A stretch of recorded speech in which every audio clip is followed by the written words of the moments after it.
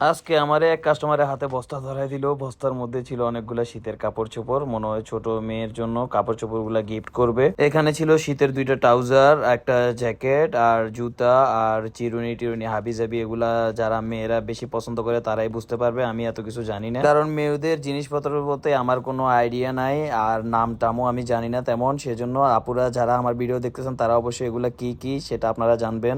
যাই হোক, কাস্টমারটি আমাকে এসে বললো যে এগুলা সুন্দর মতো একটা বক্সের মধ্যে সুন্দর করে সাজাই দিতে। ওর কথা অনুযায়ী আমি কাজটা গুছাই ফেললাম। এই দেখেন কেমন হয়েছে গোছানোটা। পরে একটা প্লাস্টিকের পেপার দিয়ে আমি এটা সুন্দর করে চারদিকে রেবন দিয়ে দিলাম যাতে ময়লা টয়লা না পারে ভিতরে। এরপরে প্লাস্টিকের পেপারটা সুন্দর করে চারদিকে ভাঁজ করে দিলাম যাতে দেখতে সুন্দর দেখায়, আর একটা পিঙ্ক কালারের রেবন দিয়ে বাইরে দিয়ে বেঁধে দিলাম। তো ভিডিওটি কেমন হয়েছে অবশ্যই জানাবেন। যারা যারা এখনো আমাকে ফলো করেন নাই তাড়াতাড়ি একটা ফলো করে দিবেন, লাইক করে দিবেন, কমেন্ট করে দিবেন, শেয়ার করে দিবেন ভিডিওতে। অবশ্যই ভালো থাকবেন আর আমার জন্য দোয়া করবেন। আল্লাহ হাফেজ।